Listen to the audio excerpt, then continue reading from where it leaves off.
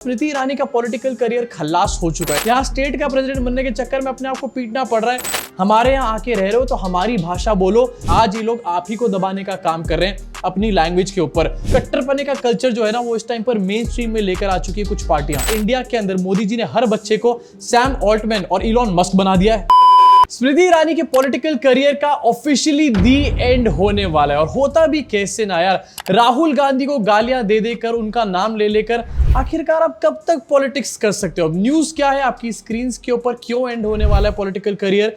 क्योंकि सास भी कभी बहू थी का रिप्राइज वर्जन सामने आने वाला है। एकता कपूर ये बना रही हैं एंड इसके लिए स्मृति ईरानी को वापस बुलाया गया क्योंकि स्मृति ईरानी वहां पर फिर से तुलसी चाची का रोल प्ले करने वाली हैं। अब एक रिपोर्ट के मुताबिक इसकी तैयारियां इस टाइम पर काफी ज्यादा तेज चल रही हैं। इसमें स्मृति ईरानी अपने रोल की ऑलरेडी तैयारियां भी शुरू कर चुकी हैं। स्मृति ईरानी को अपने कैरेक्टर के लिए ज्यादा तैयारियां करने की जरूरत नहीं है।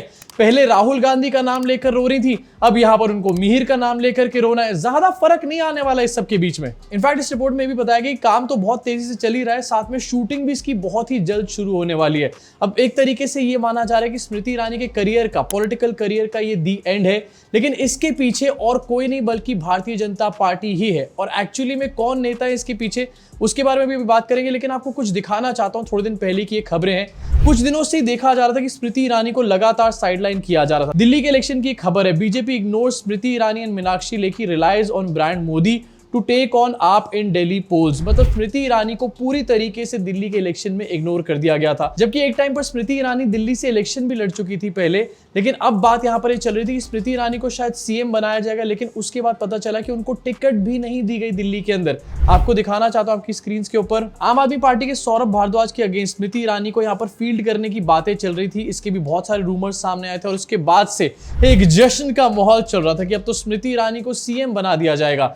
लेकिन उसके बाद हुआ क्या, टिकट तक भी इनको यहां पर नहीं मिली। इनफैक्ट इससे थोड़े से पहले की न्यूज आपको दिखाना चाहता हूं। जब अमेठी से स्मृति ईरानी हारी थी, उसके तुरंत बाद मोदी सरकार की कैबिनेट से उनको हटा दिया गया था। अब मोदी सरकार की कैबिनेट से उनको तो हारने के बाद यहां पर हटाया गया, लेकिन हारने से पहले भी उनकी कोई बहुत ज्यादा इंपॉर्टेंस नहीं रह गई थी। जब से कंगना रनौत जैसे लोग मेन स्ट्रीम में आगे आ चुके थे, स्मृति ईरानी को साइडलाइन कर दिया गया था। और इसके पीछे ये बताया जाता है कि और किसी का नहीं बल्कि अमित शाह का हाथ था। अमित शाह को स्मृति ईरानी बहुत ज्यादा पसंद नहीं थी और इस वजह से अमित शाह ने उनको बीजेपी से साइडलाइन करवा दिया। अब देखो इस बात को लेकर के जश्न तो मनाया जा सकता है पोजीशन में, लेकिन ये बात बहुत ही सीरियस कंसर्न भी है। महिलाओं को अपने काम के अंदर क्या क्या चीजें फेस करनी पड़ती हैं एंड इसकी वजह से वुमेन पार्टिसिपेशन जो है वर्कफोर्स के अंदर वो इंडिया में और कम होता चला जा रहा है। चाहे वो पॉलिटिकल पार्टी हो, चाहे वो कोई ऑफिस हो, हर जगह सेम तरीके की पॉलिटिक्स देखने को मिलती है। एंड स्मृति ईरानी जैसी महिला जो कि एक्चुअली में बीजेपी में अच्छा काम ही कर रही थी, जैसी उनकी पॉलिटिक्स है उनके हिसाब से उनके करियर को पहले ढप कर दिया गया। ये एक बहुत ही बड़ा कंसर्न रेज करता है। लेकिन इसके लिए भी एक्चुअली में पता है कौन रिस्पॉन्सिबल है?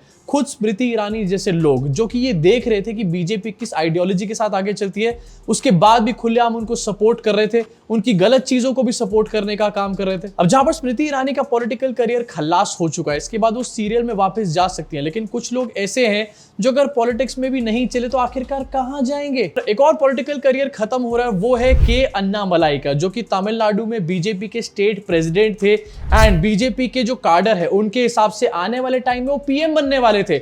लेकिन अब उन्होंने बीजेपी के स्टेट प्रेसिडेंटशिप से स्टेप डाउन कर दिया और ये भी कह दिया कि मैं तो भैया आगे आने वाले टाइम में बनना भी नहीं चाहता, मैं रेस से पूरी तरीके से बाहर हो चुका हूं। इसका एक्चुअल रीजन क्या है ये भी आपको बताऊंगा, लेकिन उससे पहले आपको दिखाना चाहता हूं सोशल मीडिया के रिएक्शंस। भैया ऐसे ऐसे ट्वीट करे जा रहे हैं बीजेपी आईटी सेल के लोगों के द्वारा जैसे कि स्टेप डाउन ना किया हो बल्कि अन्नामलाई यहां पर चल बसे हो। टाइम्स अलजेब्रा लिख रहा है यहां पर supreme sacrifice by BJP in Tamil Nadu. Supreme sacrifice, ये सैक्रिफाइस किया है या फिर सैक्रिफाइस कराया गया है अभी पता चल जाएगा थोड़ी देर में। उनसे ये भी पता चल जाएगा हमारे को कि बीजेपी अलायंस करने के लिए कितनी ज्यादा डेस्परेट हो जाती है कि अपने ही लोगों को एकदम से लात मार के भगा देती है। आपकी स्क्रीन के ऊपर और रिएक्शन दिखाना चाहूंगा इसके ऊपर। ये पल्लवी सीटी है जो कि बीजेपी के काफी ज्यादा पक्ष में रहती है। ये लिखती है end of an era. End of an era ऐसे लिखा जा रहा है जैसे पता नहीं अन्नामलाई हमारे को छोड़कर चले गए हो। अरे भैया लिखने से पहले सोच तो लो यहाँ पे। एंड जहां पर बीजेपी के सपोर्टर्स इस टाइम पर रोने धोने का काम कर रहे हैं, मेरे हिसाब से अन्नामलाई काफी ज्यादा खुश और काफी ज्यादा रिलैक्स्ड होंगे, सोच रहे होंगे अगली वेकेशन पे कहां पर जाऊं। बंदे से क्या क्या काम कराया जाता था भाई, देखो अपनी स्क्रीन के ऊपर, अपने आप को कोड़े मार रहा है ये बंदा। एक प्रोटेस्ट करने के चक्कर में इससे ऐसी ऐसी चीजें करवाई जाती थी कि अपने आप को पिटवाया तक जाता था। अब बंदा अपने आप को पीटने के बाद स्टेप डाउन ना करे तो आखिरकार और क्या करे भाई। इसी के साथ कुछ ओवर एंथुसियास्ट यहाँ पर बीजेपी के सपोर्टर्स है, क्या लिख रहे हैं आपकी स्क्रीन के ऊपर। My suggestion is that Annamalai be made the party president of BJP, the successor of JP Nadda. मतलब वो बंदा स्टेट का प्रेसिडेंट यहाँ पर बनना नहीं चाह रहा, उसको पार्टी का प्रेसिडेंट बनवा दोगे तुम लोग। यहाँ स्टेट का प्रेसिडेंट बनने के चक्कर में अपने आप को पीटना पड़ रहा है। पार्टी का प्रेसिडेंट बनने के बाद क्या क्या करना पड़ेगा अपने साथ बेचारा। अब जो किसी पार्टी का आईटी सेल है उसके लोग तो डेफिनेटली किसी भी पार्टी की यहाँ पर सपोर्ट में बात करेंगे, लेकिन यहाँ पर मैं हमारे मीडिया को एक्सपोज करना चाहता हूँ। आगे बढ़ने से पहले आपसे एक बात पूछना चाहता हूँ। मैं जानता हूँ कि आप सच को आगे बढ़ावा देना चाहते हो। अगर सच को बढ़ावा देना चाहते हो तो चैनल को ज्वाइन क्यों नहीं करते, और अगर चैनल को ज्वाइन नहीं करते तो सुपर थैंक्स का बटन दबा दो। एंड अगर ये दोनों चीजें नहीं करते यहाँ पर तो प्लीज सब्सक्राइब करके बेल आइकन दबा दो, ये पूरी तरीके से फ्री है। चलो वापस आते हैं वीडियो पे। क्यों आखिरकार मीडिया बार बार बीजेपी के सपोर्ट में सामने आ जाता है, बीजेपी के लिए ऐसी बातें करता है। आपकी स्क्रीन के ऊपर राहुल शिवशंकर जो कि एक सो कॉल्ड जर्नलिस्ट है हमारे देश के अंदर, वो लिख रहे हैं Annamalai sacrifice for mission 2026 tells you one of the reason for the BJP's electoral success in its ruthless adherence to the principle that no one is above the party. Agree. यहां पर नीचे खुद ही इनके लोगों ने लिख रखा है sacrifice, are you genuinely serious, how low can you stoop, don't you have any iota of shame. अब अगर आप ये ट्वीट किसी भी बंदे को दिखाओगे जो इनको नहीं जानता होगा पहले से, तो यही बोलेगा कि ये बीजेपी का कोई कार्यकर्ता है या फिर कोई आईटी सेल का मेंबर है।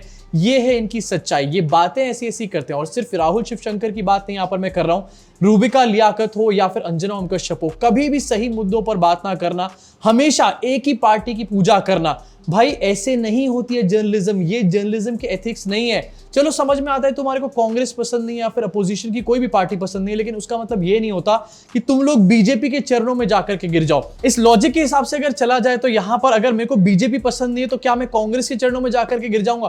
डेफिनेटली ऐसा कहीं से भी सही नहीं होगा। अगर मुझे बीजेपी की बातें सही नहीं लग रही है तो मैं उनको क्रिटिसाइज कर सकता हूं, लेकिन इसका मतलब ये नहीं कि मैं किसी और पार्टी की चरण वंदना यहां पर करना शुरू कर दूंगा इनकी तरह। अब आपको आपकी स्क्रीन पे दिखाना चाहता हूं इसका एक्चुअल रीजन, क्यों स्टेप डाउन किया है अन्नामलाई ने। आपकी स्क्रीन के ऊपर ये है एनडीटीवी आर्टिकल है जिसको मैं यहां पर कोट कर रहा हूं। यहां पर बताया गया है कि बीजेपी के सोर्सेज ने उनको बताया कि एआईएडीएमके के जो चीफ हैं उन्होंने खास तौर से शर्त रखी थी कि अगर अन्नामलाई को यहां पर नहीं हटाया जाएगा तो इन दोनों पार्टियों का अलायंस नहीं होगा तमिलनाडु के अंदर। मतलब सिर्फ अलायंस करने के लिए बीजेपी ने के अन्नामलाई को साइडलाइन करने का काम किया है। बीजेपी की टॉप लीडरशिप के लिए पॉलिटिक्स कितनी ज्यादा जरूरी है कि वो अपने कार्डर तक को यहां पर नहीं छोड़ते, चाहे वो स्मृति ईरानी हो या फिर के अन्नामलाई। ये दो बहुत बड़े नाम है जिनका सैक्रिफाइस एक तरीके से किया गया है। स्मृति ईरानी वापस जा चुकी है क्योंकि सास भी कभी बहू थी में, अन्नामलाई पता नहीं कहां पर वापस जाएंगे। जहां पर ये न्यूज सोशल मीडिया पे ट्रेंड कर रही है, इसके अलावा एक और वीडियो सोशल मीडिया पे रिसेंटली काफी ट्रेंड कर रहा था। आपकी स्क्रीन के ऊपर एमएनएस के कुछ कार्यकर्ता हैं जिन्होंने बैंक में एक अधिकारी को जाकर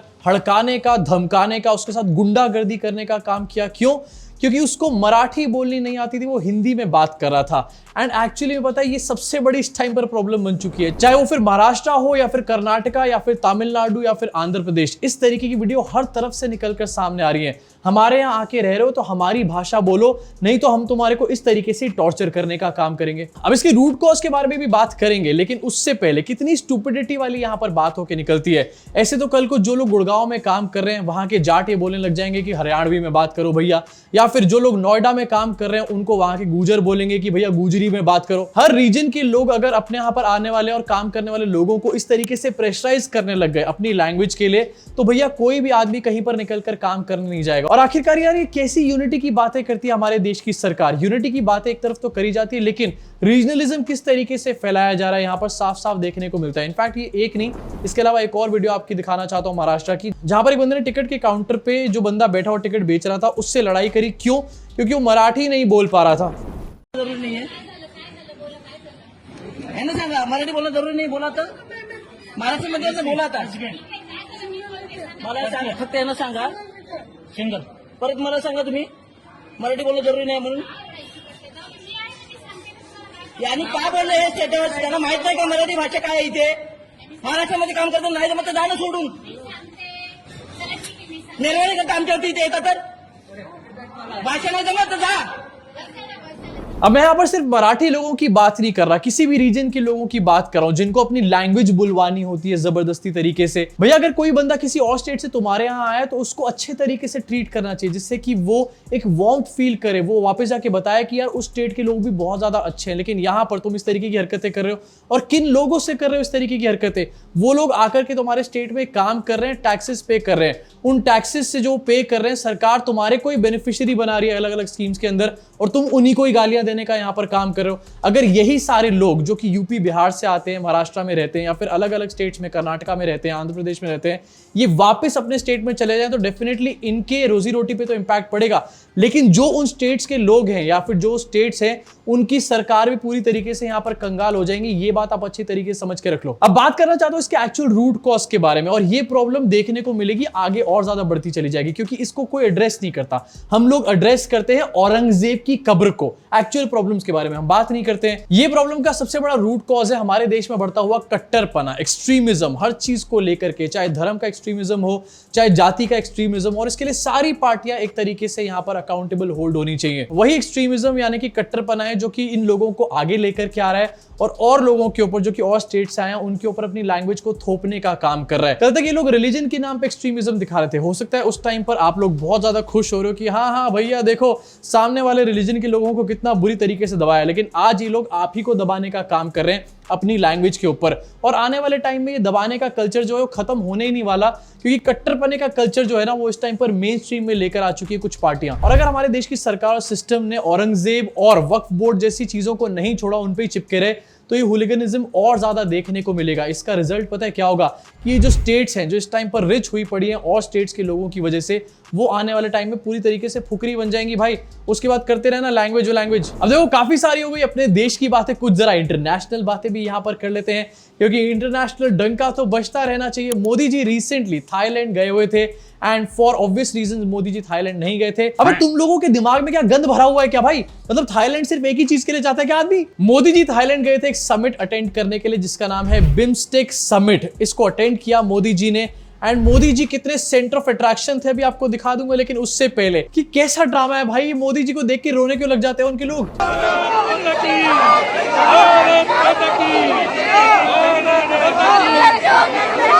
सर सर सर, अरे आंटी प्लीज नॉर्मली बात कर लो, ओवर एक्टिंग के 50 रुपए कट जाएंगे ना तो कुछ नहीं मिलेगा आपको। एंड सेम चीज हम कई सालों से देख रहे हैं, ये स्क्रिप्ट ही नहीं बदलते हैं भैया। आपको याद दिलाना चाहूंगा 2-3 साल पहले की वीडियो है जहां पर मोदी जी जब फ्रांस गए थे उस टाइम की एक आंटी की वीडियो है। क्या बोला था? I am really touched, I was crying and I'm very touched. It was a beautiful speech and I'm crying because I'm so moved. अब ये ड्रामेबाजी तो हुई, लेकिन उसके अलावा दिखाना चाहता हूं मोदी जी बिल्कुल सेंटर में खड़े थे, यहाँ पर बिल्कुल बीचों बीच। आपकी स्क्रीन के ऊपर ये फोटो है, अलग अलग नेशंस के लीडर्स यहाँ पर खड़े हैं, लेकिन मोदी जी बीच में नहीं खड़े। मोदी जी यहाँ पर आपको लेफ्ट साइड में नजर आएंगे, इनफैक्ट काफी ज्यादा लेफ्ट में आपको मोदी जी यहाँ पर नजर आ रहे होंगे। ये तो बिल्कुल उल्टा ही हो गया, मोदी जी लेफ्ट में खड़े हुए हैं। इसके अलावा मोदी जी ने मोहम्मद यूनुस से भी यहाँ पर मुलाकात करी है। मोदी जी ने ट्वीट करके बताया कि वहां पर जो माइनॉरिटीज हैं, जो हिंदूज हैं, उनकी सेफ्टी सिक्योरिटी के बारे में मोदी जी ने बात करी है। मोदी जी एक्शन कब लोगे? बातें करना छोड़ो। ट्रंप हमारे को लाल आंख दिखा रहा है, आप बांग्लादेश को लाल आंख नहीं दिखा पा रहे यार। यहाँ पर मजाक चल रहा है कोई। अब इस बिम्स्टेक से क्या आउटकम निकल कर क्या है, इसके बारे में थोड़ी सी बात यहाँ पर करना चाहता हूँ। सबसे पहले कौन कौन सी कंट्री होती है बिम्स्टेक के अंदर, आपको पता होना चाहिए। यहाँ पर Bhutan, Bangladesh, Myanmar, Thailand, Nepal, Sri Lanka end of course India एक पार्ट है बिम्स्टेक का। इसके अलावा यहाँ पर इकोनॉमिक इंटीग्रेशन एंड कनेक्टिविटी के लिए मोदी जी ने ट्रेड बैरियर्स को कम करने की बात करी है, डिजिटल ट्रेड बढ़ाने की बात करी है, डिजास्टर मैनेजमेंट के बारे में मोदी जी ने बात करी कि रिसेंटली म्यांमार और थाईलैंड के अंदर भूकंप देखने को हमारे को मिला था। इसके अलावा यहाँ पर मोदी जी ने एजुकेशन और ट्रेनिंग के बारे में भी बात करी है। एजुकेशन ट्रेनिंग, हमारे देश में चाहे एजुकेशन के ऊपर बजट जितना भी कम हो जाए, लेकिन बाहर जाकर मोदी जी एजुकेशन और एआई के बारे में बात ऐसे करते हैं जैसे कि इंडिया के अंदर मोदी जी ने हर बच्चे को सैम ऑल्टमैन और इलॉन मस्क बना दिया है। इसी के साथ इस वीडियो को यही खत्म करना चाहूंगा और आपसे पूछना चाहूंगा कि आपका इस पूरे मोदी जी के ट्रिप के बारे में क्या सोचना है। क्या इससे कोई आउटकम निकलेगा या नहीं निकलेगा? इसी के साथ स्मृति ईरानी का करियर जिस तरीके से खत्म किया गया है और खुद बीजेपी ने खत्म किया है, अन्ना मलाई का करियर जिस तरीके से खत्म किया है, उसके बारे में आपका क्या सोचना है? मैं चाहता हूं कि डिटेल में आप अपनी भड़ास यहाँ पर कमेंट सेक्शन में निकालो। और हाँ, जाते जाते आपसे 2 अपील करना चाहूंगा। पहली अपील है कि वीडियो को लाइक कर दिया करो भाई। YouTube सच्चाई को और ज्यादा रिकमेंड करता है और लोगों को, इससे हमारे को फायदा मिलेगा, हम जो इकोसिस्टम बनाना चाह रहे हैं सच का। दूसरी अपील यहाँ पर है कि अगर आपकी कैपेसिटीज में तो चैनल को प्लीज ज्वाइन करो। टीम एफर्ट लगती है, पैसे लगते हैं सच बोलने में। अगर आप आओगे, ज्वाइन करोगे या फिर सुपर थैंक्स करोगे तो इससे हमारे को और ज्यादा हेल्प मिलेगी। और अगर नहीं भी कर सकते तो सब्सक्राइब करके बेल आइकन दबा दो, वो तो बिल्कुल फ्री का है। मुलाकात होगी आप सब लोगों से इस चैनल के अगले वीडियो में।